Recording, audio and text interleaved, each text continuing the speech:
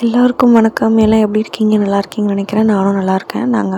நம்ம எதுவும் பேசாமல் நம்ம வீடியோக்குள்ளே போகலாம். எப்படிலாம் ஸ்டடீஸ் மேலே கான்சென்ட்ரேட் பண்ணலான்னு சொல்லிட்டு பார்த்துருப்பீங்க. அதை தான் நம்ம பார்க்க போகிறோம். ஃபஸ்ட் டிப்பு அண்டு லாஸ்ட் டிப்புமே இது தான். ஒன் பட் நாட் த லீஸ்ட்னு சொல்லுவாங்கள்ல, அது மாதிரி தான்.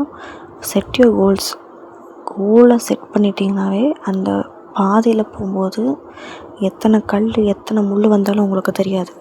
அது மாதிரி தான் நீங்கள் ஒரு கோலை ஃபிக்ஸ் பண்ணிட்டீங்கன்னா உங்களுக்கு ஒருத்தவங்க அட்வைஸ் பண்ணணுன்றது உங்களுக்கு தேவையே கிடையாது. நீங்கள் மாட்டுக்கு போயிட்டே இருக்கலாம், டைரெக்டாக நேராக போயிட்டே இருக்கலாம். புரியுதுங்களா?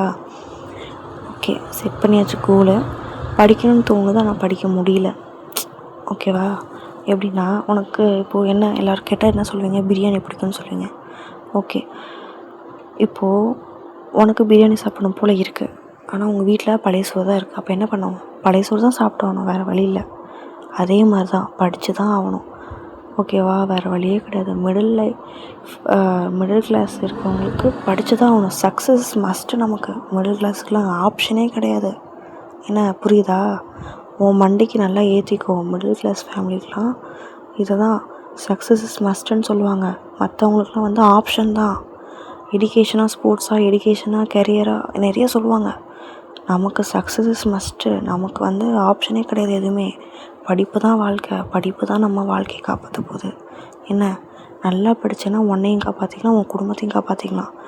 நீ பொழுதுபோக்கு பண்ணிட்டு சொகுசாக இருந்தேன்னா உன்னையும் காப்பாற்ற முடியாது, உங்கள் வீட்டில் இருக்கவங்களையும் காப்பாற்ற முடியாது, வருங்காலத்தையும் காப்பாற்ற முடியாது.